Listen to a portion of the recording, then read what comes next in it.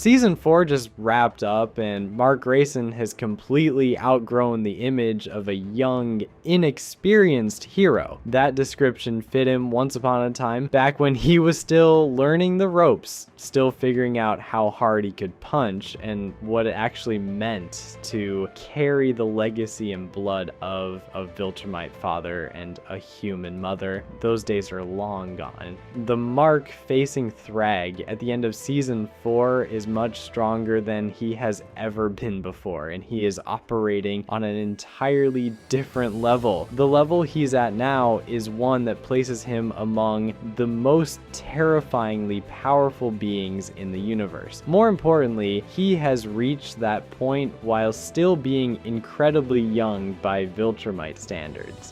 That is what makes his rise so absurd. This isn't even his peak. He hasn't even reached his prime. This is Mark, as he's still just beginning, and he's already stupidly OP.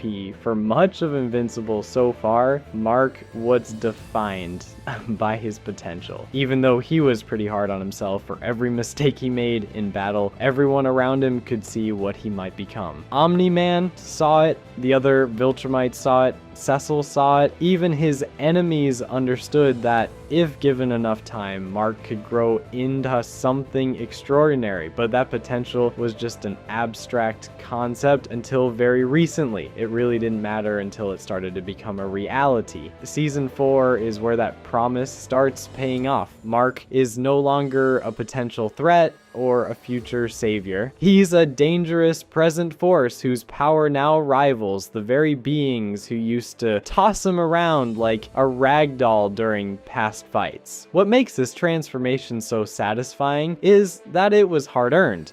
Mark didn't unlock some random cosmic upgrade or stumble upon a magical shortcut. He got stronger the old-fashioned way. He was beaten, broken, humiliated, and forced to rebuild himself over and over again. He has clawed his way back from the brink of death several times now. Every scar is a reminder. Every defeat became fuel. Every seemingly impossible battle forced him to evolve. The Mark we see now is the result of immense suffering and relentless determination. That combination tends to create monsters, but for Mark, something else entirely is happening. Don't get it confused. Mark absolutely is a monster now, at least from the perspective of anyone foolish enough to stand against him. He possesses the raw power of a Viltrumite, the adaptability and spirit of a human, combat experience against stone of the toughest foes, and the moral conviction of someone who always has something worth fighting for. That last part is often overlooked, but it was incredibly important in shaping Mark into the hero he is now. The truly strong characters in Invincible are not just physically powerful, they are emotionally driven. Their motivations make them more of a threat because they raise the stakes of any given loss. So Mark fights harder than pretty much everyone here faces because losing simply isn't an option to him. If he loses, his family will suffer, Eve would be devastated, and innocent people everywhere would die. For him, that makes every way intensely personal. That is why the end of Season 4 feels like such a turning point.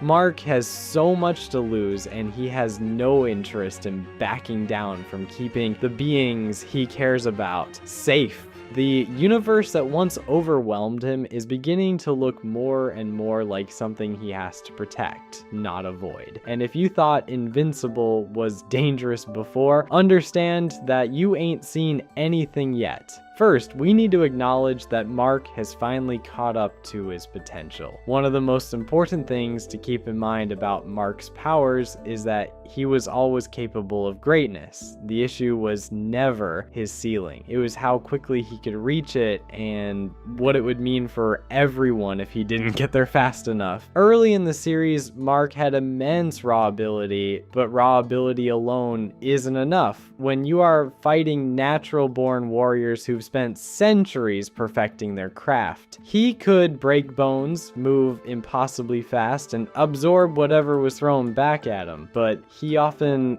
fought emotionally and inefficiently. He relied on his own instinct when he needed a cleaner technique. Mark regularly relied heavily on sheer determination, but he also needed more discipline, and that heart-forward approach only takes you so far. Against street-level threats or conventional villains, Mark could usually get away with it. Against elite opponents like Omni-Man or Conquest, he was completely outclassed. Those fights were almost a death sentence for Mark. They were brutal reminders that potential is great and all, but it means next to nothing when your opponent is a Victrumite with no hesitation whatsoever. Season 4 changes that dynamic in a massive way. Mark has now been through enough battles to develop the instincts that once left him looking like child's play to the Viltrumite elite. He understands what they care about, how they think, and how they exploit weaknesses. He no longer enters fights hoping his strength will carry him through. He enters with a plan. He still adjusts on the fly too, but he developed much better strategies. He recognizes patterns. Yeah, he takes advantage of any mistake his opponent makes. Right? The level of mercy and uncertainty that used to make Mark pull some of his punches has all but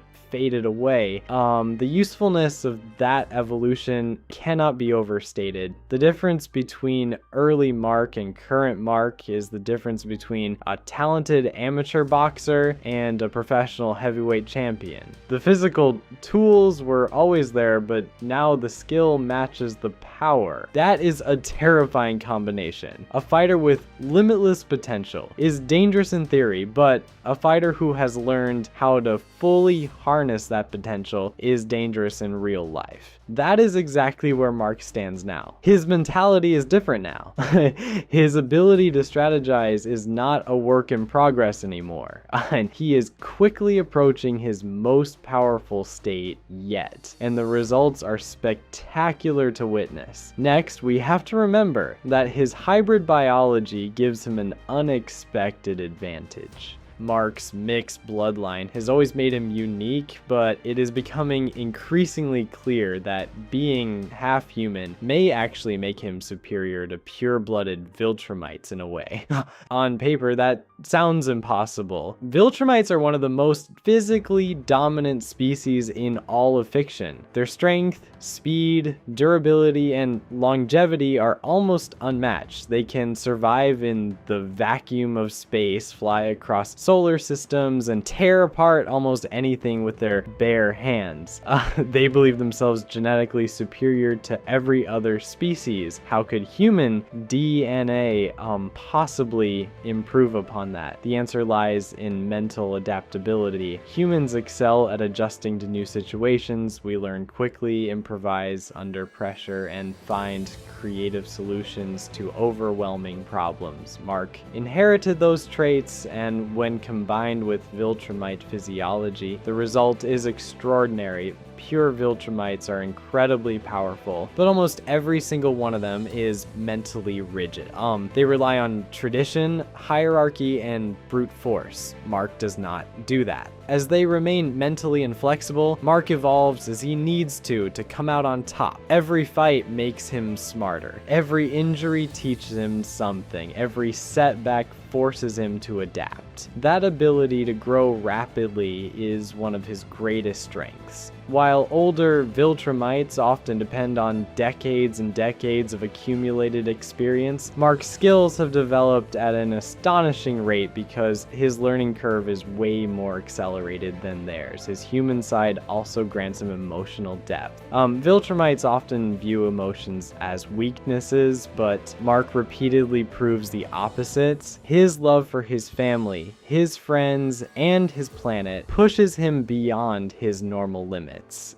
When everything is on the line, Mark reaches levels of determination that even hardened Viltrumite warriors struggled to match. That emotional edge is significant because it gives him a resilience that cannot be measured by physical stats alone. It allows him to keep fighting long after logic says he should give up. It transforms him from reasonably powerful into a virtually unstoppable force. In many ways, Mark represents the next evolutionary step for the Viltrumite race. And even Thrag saw that. He retains all of their strengths while compensating for many of their flaws. That is honestly revolutionary for beings like them. Underestimating Mark because of his hybrid genetic makeup is the dumbest thing any of them could ever do. Then there's the fact that his durability is completely ridiculous. Like, if there's one trait that defines Mark more than any other, it is his ability to survive.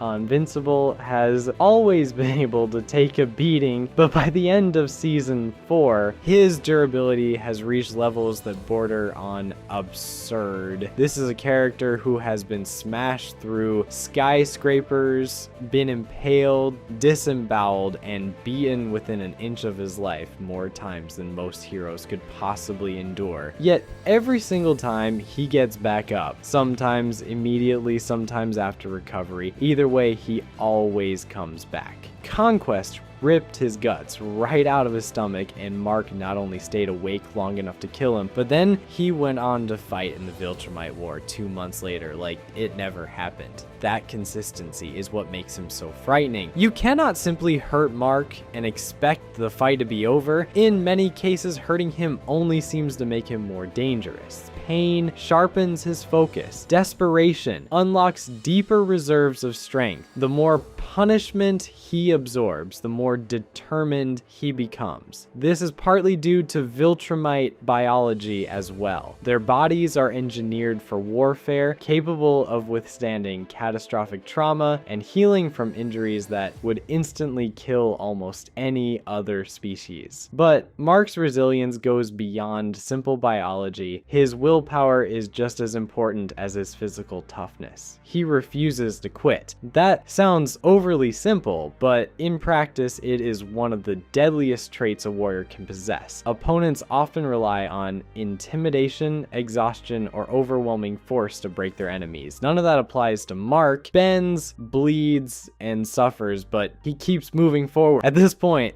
someone would probably have to rip Mark's head clean off like Thrag did to Thaddeus to stop him. Psychologically, that is devastating for anyone fighting him. Imagine unleashing your absolute best attack, watching it land cleanly, even seeing your opponent's entrails in your hands, and then seeing him rise back up with even more determination than before. That would crush most opponents' confidence instantly, yet enemies continue to step to Mark. It's basically inexplicable, to be honest. Against Mark, victory requires more than landing solid blows. It requires completely overwhelming him and convincing him that he has no chance. And very few beings in the universe are capable of doing that, especially now. Raw power is impressive, but technique is what separates good fighters from great ones. Early in the series, Mark often fought like someone improvising his way through every battle. He relied on luck,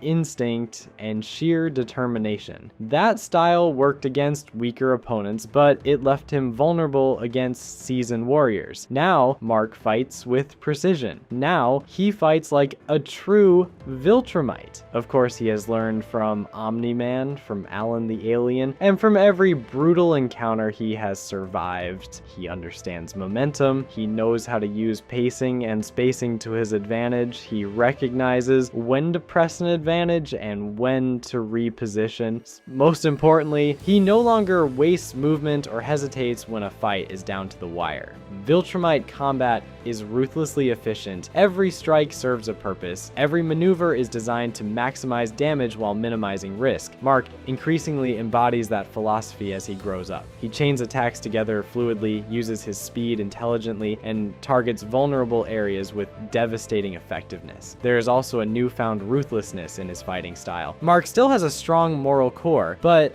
he no longer holds back the way he once did. He understands that some opponents cannot be reasoned with, some threats must simply be stopped. When he spared Angstrom Levy, that maniac came back and almost killed Debbie. Initially, Mark didn't believe in killing anyone no matter what. But once he saw that his attachment to his morality put innocent people at risk, including his own mother, he was able to put that philosophy down and start doing what he had to do to stop senseless murders any way necessary. That realization has made him infinitely more dangerous. An endlessly compassionate warrior can be exploited. A compassionate warrior who knows when to become merciless cannot. Mark has found that balance. He remains heroic without being naive or needlessly cruel. He retains his humanity without sacrificing his effectiveness. That combination makes him one of the most formidable fighters in the universe. At this point, it's almost safest for anyone going up against him to know when to surrender if they want to live. And then there's his speed, which is bordering on unmatchable at this point. Strength may grab attention, but speed often decides fights, and Mark's speed has become absolutely terrifying. By the end of season 4, he is capable of moving at velocities that render conventional combat almost meaningless. To ordinary humans, he would appear as little more than a blur, and to almost every other superpowered being, he is still overwhelmingly fast. That speed amplifies every other aspect of what he can do. His punch is already incredibly dangerous, but at the hypersonic or relativistic speed he has now, it's nothing short of catastrophic. His strikes carry enough momentum to level buildings, shatter enemy defenses, and pulverize opponents before they can even react. His flight speeds add another layer of dominance. Mark can attack from any angle, instantly change direction, and control the pace of an engagement. He is nearly impossible to corner and even harder to escape. Against grounded opponents, the advantage can make a fight totally off balance and unfair. Against opponents who can also fly, his speed and sharp maneuverability still make him incredibly difficult to pin down. This mobility allows him to dictate the terms of battle. He can engage when he chooses, disengage when necessary, and constantly force opponents to react to him rather than the other way around. In combat, control is everything. Mark now possesses it in abundance. Next, we need to acknowledge that his mental strength has finally matured. For much of the series so far, Mark's greatest battles were not fought in the skies or across alien planets. They happened inside his own head. Physical power was never going to be an issue for long. Even early on,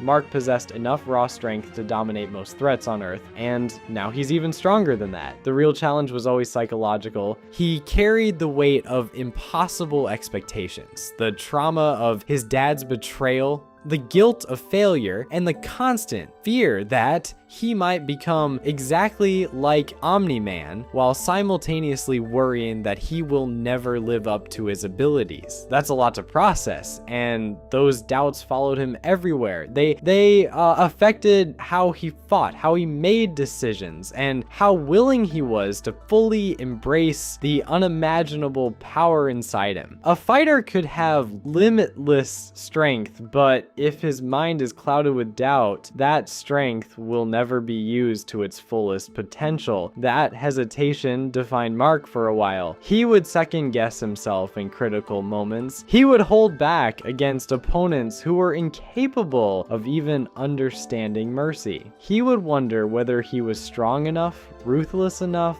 or even worthy enough to carry the burden placed upon him and make the tough decisions when necessary. That uncertainty made him vulnerable against enemies who never shared those same reservations. Viltrumites like Thula, Conquest, and Thrag didn't wrestle with their identities mid-battle. They knew exactly who they were, what they were fighting for, and they acted accordingly. Mark had to discover that certainty the hard way, but now that he has Overpowered is the only way to describe him. Season 4 represents the culmination of him overcoming all of that mental blockage. Mark is no longer at war with himself. He has accepted that he is both human and Viltrumite, and more importantly, he understands that those identities are not mutually exclusive. His compassion doesn't weaken his Viltrumite side. His Viltrumite power doesn't erase his humanity. Together, they create something entirely unique. That internal harmony has unlocked a level of confidence he just didn't possess before. Confidence, especially for someone as powerful as Mark, changes everything. It sharpens reflexes, accelerates decision-making, and eliminates the dangerous reluctance that can make all the difference between victory and death. Mark doesn't enter battles wondering whether he can win win anymore. He enters knowing that if victory is possible, he will find a way to achieve it. Self-certainty like that makes him dramatically more dangerous than he was before. There is also the simple reality that Mark has survived too much to be easily rattled anymore. He has been betrayed by his father, nearly killed by monsters like Conquest, and he was even forced to fight other more developed versions of himself. He has been pushed to the absolute brink more times than anyone should reasonably be able to endure. At some point, fear loses its power, not because it disappears, because experience teaches you that you can survive even in the face of overwhelming fear. Mark has reached that point. He still feels fear, but it has no control over him now. He knows what he is capable of, and he uses his abilities with cool-headed self-assuredness. For Mark, emotional resilience is one of his deadliest weapons. Opponents can break bones, they can draw blood, they can even temporarily overwhelm him. Breaking his spirit has become nearly impossible. The Mark of Season 1 could be shaken and discouraged, but the Mark of Season 4 can only be enraged, which only further motivates him to come out on top. And that distinction is enormous. He's now a physically powerful hero with absolute faith in himself, which has made him exponentially harder to stop. Mark is becoming truly invincible before everyone's eyes. Mad, that's why he is rapidly approaching Omni-Man's level. For most of the story, his dad's power level was a mountain. Mark could barely comprehend climbing. After years of battling, Nolan was just impossibly stronger than him. He represented everything Mark might one day become, but the difference between them felt insurmountable. Again, Nolan had centuries of experience, countless battles behind him, and the cold efficiency of a born conqueror. When he fought Mark in Season 1, the difference between them was heartbreaking and downright embarrassing, but Season 4 makes it abundantly clear that Mark is closing in, and he is doing so at an alarming pace. Nolan still has the advantage in experience, and that would likely remain true for a long time. Experience can't be rushed, it only comes with time, but raw power, durability, speed, Mark is catching up on all of these areas much faster than anyone could have predicted. Nolan kind of suspected that might happen, but who could be sure? Viltrumites grow stronger over time, and Mark's hybrid nature seems to accelerate that growth, not slow it down. His progress has been explosive. Each major conflict pushes him forward in leaps rather than small increments, meaning that he is catching up to Omni-Man's level of ability in record time, even with less experience. What makes this especially remarkable is that Mark has achieved this growth while retaining his humanity. Nolan spent centuries becoming the warrior he is, and even after that, he still had a lot to learn about who he really was and undo the Viltrumite brainwashing he'd experienced since he was born. Mark has compressed that journey into a fraction of the time and maintained the moral center he earned from being Debbie's son. That is extraordinary, and the rate of his development highlights why he became so OP so quickly after developing his powers. The student is no longer learning from the master when it comes to Mark and Nolan. Mark is beginning to rival his dad and even teach him a few things himself. There will come a day when Mark surpasses Nolan completely. The trajectory is obvious. Nolan himself likely understands this better than anyone. In many ways, that is exactly what he wants. A father always hopes his son will become greater than he was, and Mark is on track to make that a reality. For the rest of the universe, however, that prospect is terrifying. Cecil was already secretly terrified by what Nolan and Mark were capable of as Viltrumites. There's no doubt that as Mark continues to improve, that very reasonable fear will only be compounded. Omni-Man was already the most dangerous being any Earthling has ever met. A stronger, faster, and more tempered version of Omni-Man is bound to be basically unstoppable. It's only a matter of time. Pretty soon, there won't be a person or entity in existence that can control Mark, and only a fool would fail to recognize that. And that means that even Thrag's days at the top are numbered. If Omni-Man was once the standard Mark aspired to reach, Thrag remains the ultimate challenge. He is the apex Viltrumite, the strongest member of the Empire, and a warrior whose reputation was built over centuries of absolute dominance. Thrag is what happens when unmatched power meets unmatched discipline. He isn't just insanely strong either. He is unbelievably calculating and refined. Right now, Thrag clearly still holds the edge over Mark. But the key phrase there is right now.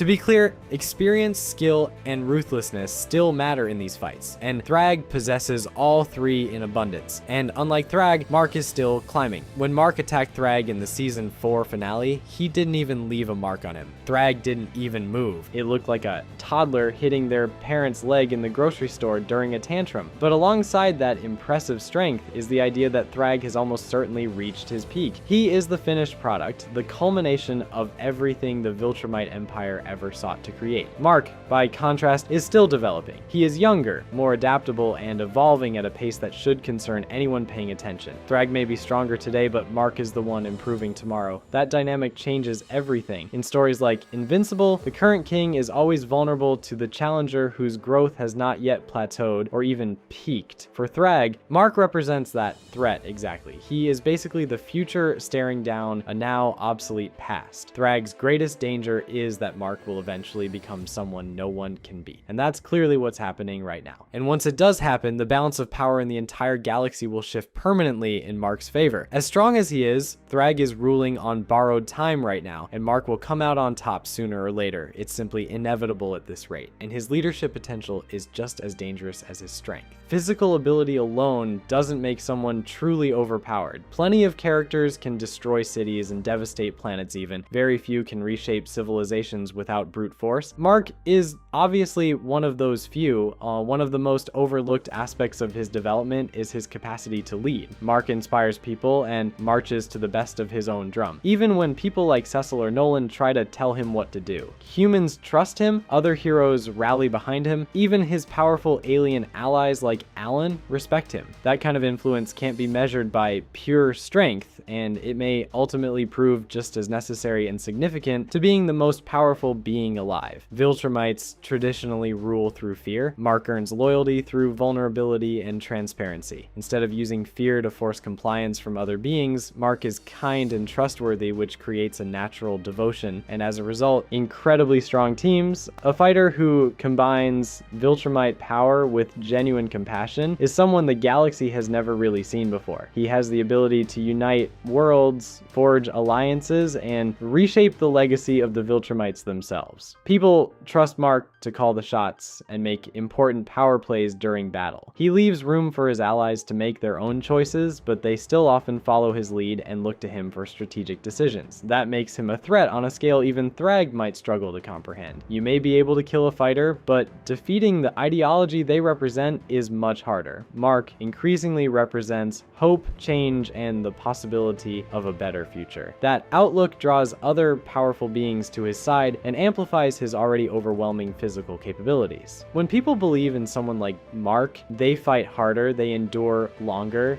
they become part of something larger than themselves, and it's honestly legendary how quickly and efficiently Mark has managed to do this, seemingly without even trying. It's just a natural skill for him, and it's a very beneficial one when it comes to winning a war. The truth is that as it currently stands, Mark's potential is functionally unlimited. It's maybe the most absurd thing about Mark's current power level, but he really is still nowhere near his final form. Viltrumites live for thousands of years, and they continue growing stronger for much of that lifespan. As a college-age man, currently Mark has barely scratched the surface. Think about how powerful he already is after only a relatively short period of development. Now imagine what he could become after 50 more years or 500. The possibilities are staggering. His strength will continue to increase. His speed will become even more insane. His mastery of combat will deepen. His knowledge of strategy, diplomacy, and leadership will keep expanding. Every single advantage he already has will only grow more pronounced with time. That is why Invincible feels so overpowered now. It isn't simply about what he can do today. It is about the trajectory he is on.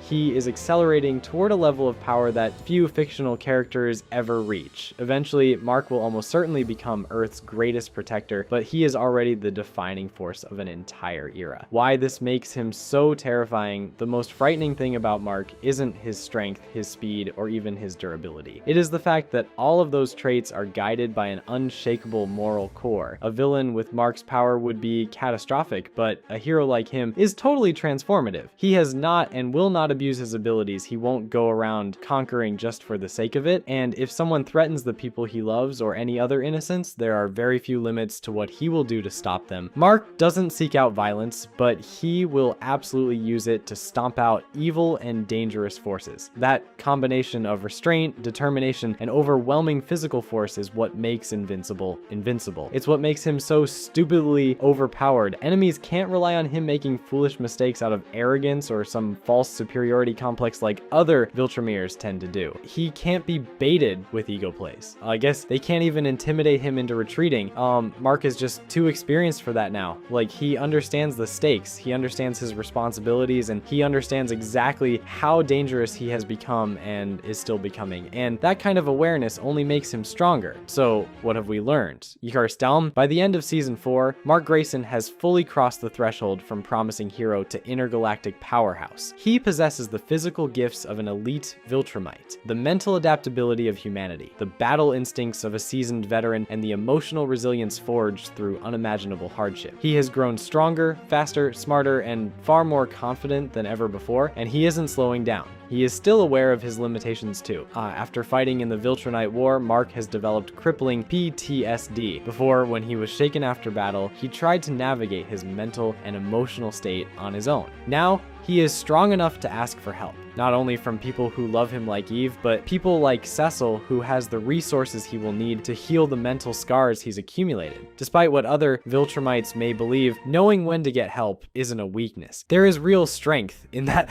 vulnerability, and Mark will only come out stronger on the other side after he gets the help he needs. He is approaching Omni-Man's level faster than anyone anticipated. He is closing the gap on Thrag with every passing battle. He has the charisma to lead, the morality to inspire, and the power to enforce his will against nearly any threat in existence. And somehow, despite all of that, he is still just getting started. Invincible is so ridiculously overpowered now. He isn't the strongest character in his universe just yet, but he is on track to become just that. The universe once saw Mark Grayson as a boy with extraordinary potential. Now it sees a man rapidly living up to his chosen superhero name. For his allies, that is incredibly reassuring. For his enemies, it should be absolutely horrifying because Mark really is stupidly overpowered and his abilities show no signs of slowing. If you like this analysis, subscribe for more breakdowns on everything Invincible every week.